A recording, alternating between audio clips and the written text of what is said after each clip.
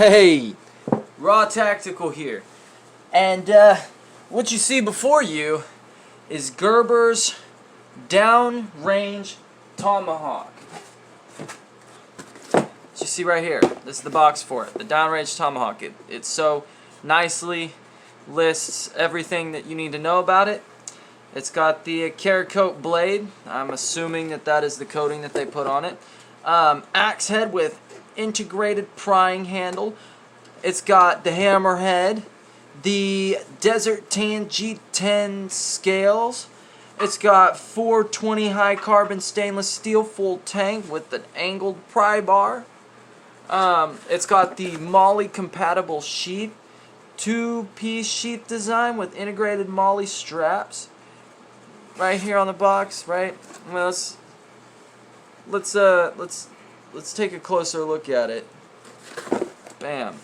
This calls the Downrange Tomahawk breaching tool. Well, already you got it as two different things, tomahawk and breaching tool. And then we add 3 more functions on top of the 2 it supposedly establishes. So we're up to 5 functions. We got the axe, hammer, and pry bar. So on top of it being a breaching tool, which I'm assuming is the 3 functions of a breaching tool, it's also a tomahawk. So let's dig in a little bit deeper and see what this has to offer. This is it. As you can see, there's a little bit of scuffing on it. I kind of put it through the beating. But let me show you something that first glance. I don't know what they're doing in Oregon. This is you've seen this in a previous video of mine if you're following along. This is the Gerber Strong Arm, made in Portland, Oregon. Right? We have the same type of MOLLE compatible sheathing, the same sort of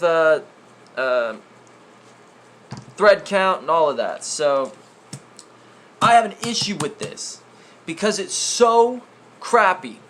And this is why I say it's crappy. Right before I went to go shoot this video, right, I was trying to get this button off. And this button is really, really stiff. And when I finally got the button off, it did this number right here. Man, see, I can't even recreate it. And like, yeah, well, at that moment, it popped off and then slid off. But when I was trying to get it off, it popped off completely and just ripped the whole thing off. Gerber, a personal message to you. This tomahawk is $300+. This right here is a joke. This material is a joke. When you want to have pride in what's made in the USA, and this is what's available and made in China, right? Look at that. Look at the difference. The sheer difference of the thread count alone should tell you, should be a hint towards the quality of the fabric, right? Don't let it fool you. Thicker threads do not mean stronger material. It actually contributes to weaker material and more likelihood of failing. Just saying. So here on this $40 knife from Gerber, we have the plastic pieces aren't riveted in with cheap aluminum rivets. Instead, they are bolted in. Now, I understand that for several reasons you can't do it, but think about it. If you gave them the option to remove this bolt in a washer and you could remove the strap, think about the better capabilities of this. If you make that a removable feature like everything else on this thing. Okay, so I'm getting off tangent here. Moving into the next step of it. So it comes dull because of what it is. It is a breaching tool. This is not a camp axe. This is not a camp hatchet. This is not a survival tool. This is a military tool used to breach homes and vehicles and infrastructures and compounds. Let's just get that out of the way. I have seen this in the back of several police cruisers. That's great if you're in an aquatic environment, but you already defeat the purpose with having aluminum rivets and some. I'm assuming that this is a what do you suppose that is? Let me know in the comments what you think that is. Some sort of probably cheap alloy, but so And also, you've already defeated the purpose if you're like, oh, the plastic will reduce glare and shiny. Look how shiny that is. Again, I'm going to refer to this $40 knife. They solved that problem. They solved it. You know how they solved it? They stitched it into threads, so you don't have that issue right there. You don't have this issue right here. Look how shiny and reflective that is. Can you imagine if you were actually using this as a tactician or like an operative inside of a field or whatnot, and you're trying to be stealthy or moving because this item is molly strapped to your pack, and you know, a sniper catches a glint of the button on your breaching tool? Come on.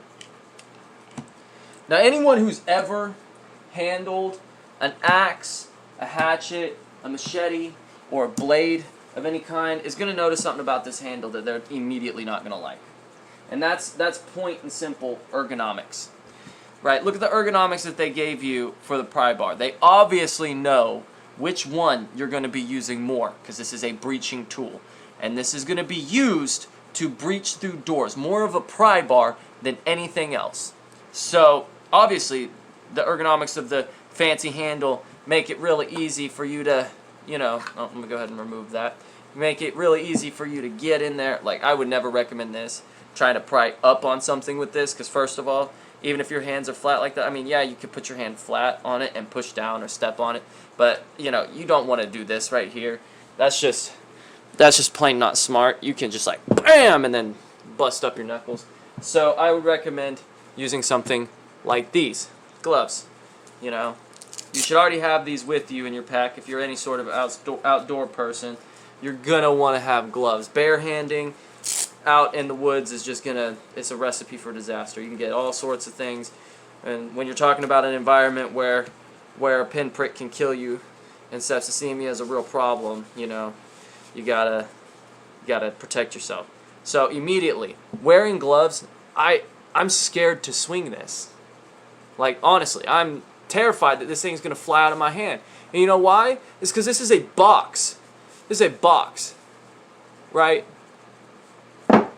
Let's look at some other tools, and we can figure out why that's a freaking problem. That's a circle. That's a regular handle. More Gerber products. That's a regular handle. Regular handle. We notice something like a similarity in all of these. Well, then I got some more things. Oh, look, we got many files here. Look, what do you notice all about these handles?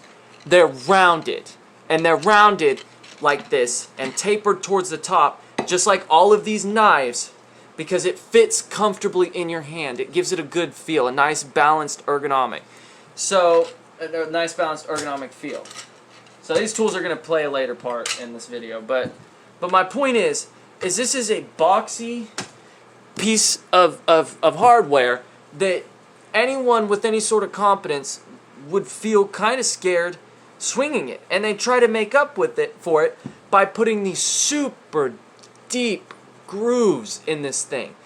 But say you do use these without your gloves for whatever reason, if you don't have hands that are calloused in the right position, meaning this position right here, you know, I have all the calluses up here from using actual tools, but this isn't an actual tool. This is a box and sits in your hand like that. So when you close it, if you don't have, you know, it's just going to tear this whole part of your hand up. It's, I don't know who, like, you could have fixed that by just putting little rivets right here, little grips, just rounding it off more right there. I don't know who you got up at Gerber making these things or designing these things, but that's just malarkey right there. I mean, I'm trying not to make this video incapable of monetization, and trust me, it's rough when I'm talking about Gerber selling these people $300 pieces of junk.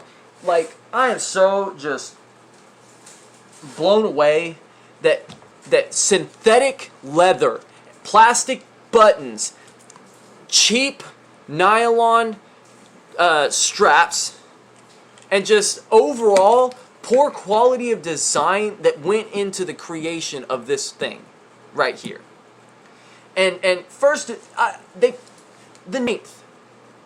You know how awkward this feels to throw? Not only that, but how dangerous it can get with that angle on it, and say it ricochets off or shears off, I would, man,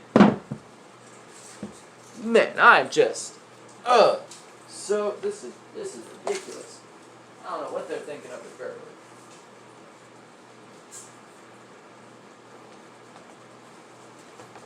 Anyways, I actually have to finish this video. But, oh, hey, look, while I was gone, we had a little, anyways, this is just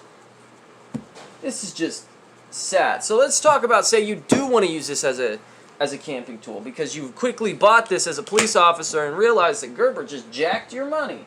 What are you going to need to make this an effective tool? Well, you're going to need a variation of files, the different angles that they want you to file. Here, let me move these more into frame so that you can get the different angles. You're going to need a bastard file, flat file, right, to get that bevel put on there. You're going to want a rounded file to sort of finish it out. You're going to need a narrow file to help you get into all of the, or box file to help you get into all of these little nooks here. Now, I'm no professional. This is stuff that I've just found off on my in my YouTube adventures of how to sharpen a freaking axe. So that's just the beginning. I mean, you could go the extreme. Oh yeah, and then to finish it off, of course, you're going to need that. So we need a minimum of at least these 3 tools right here, or these 4 tools right here, minimum. So if you don't have these, you're not sharpening this, unless you have one of these and one of these. Then we can go the pro route. I would not recommend doing this unless you know or have done this before with a grinder, because you can very quickly jack up the bevel on your $300 axe. So, like, first of all, man, it says that this can be used as an axe. Yeah, if you spend 3 or 4 hours putting an edge on it, which I will gladly show you how long it'll take to file down this edge, or how long it'll take me to file down this edge. Not necessarily you. I'm sure people could get it down faster than I can. But the point is you're far better off not spending $300 on this junk right here. And for the same weight as you got right here, right, you can get yourself one of these, not necessarily this one. This is just something I picked up at your local big box store. We all know the name of that, big old Wally. And I've had this for like 3 years. Longer. I've had this for almost since it first. I've had this for a very long time.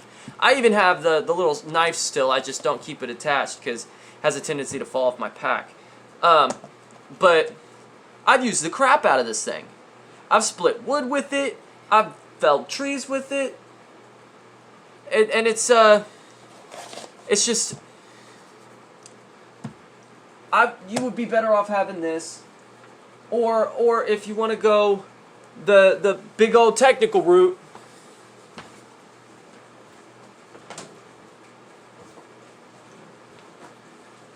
if you wanted to feel less like an idiot when you got there, and I would carry this extra weight, because I know that this and this will split, well, with, hold on.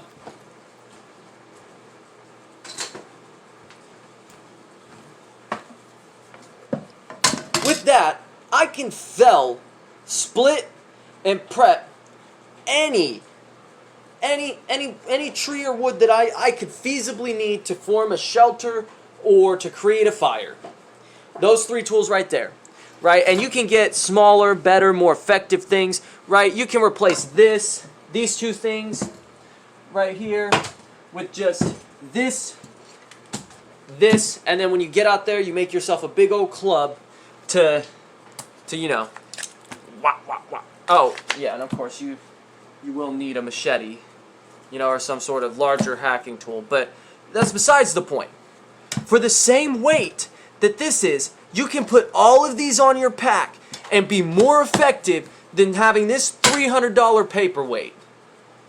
yeah, you lose a little bit of space, but practicality and efficiency is gained tremendously over just an underthought of, overpriced piece of hardware. Like, I'm starting to sound like a naggy little just B word, you know? But I had such high hopes for Gerber. I had such high hopes. I bought their $40 Prodigy and I carried this thing around for 3 years, and this was the coolest thing. So when I saw this $100 version of it, I thought that I could get, like, this was the coolest thing. It's going to be so much better than this. But it's not. And I'm so disappointed. Because even their $3 gardening knife, which I definitely have this in my pack, it still is better than this $100 piece of junk. Or the $300 piece of junk. Ugh. I better get off of here, guys, because I could sit here and just absolutely go to town on Gerber for probably the next 45 minutes or so, given the chance. But I'm not going to do that because, you know, time things, and I got a life. So again, this is Raw Tactical, once again bringing you some unsponsored content and reviews to try and show you that sometimes it's better to go to independently owned companies with somebody who has invented a product, which I'll leave in the description, a couple of items that I think are way cheaper, one, and way superior, two, for someone who's looking for a more a more outdoorsy type weapon and less tactile, bust in your house in the middle of the night, you know, SWAT type tool. So again, you know, if you enjoyed my video, feel free to like down there, you know, subscribe right somewhere right there. Yeah, subscribe right there. And then if you want to look at my other video, of course, it's going to be right there. So, I mean, you know the drill. Like, subscribe, hit the bell if you want to see more of my videos. I'll be coming out with many more.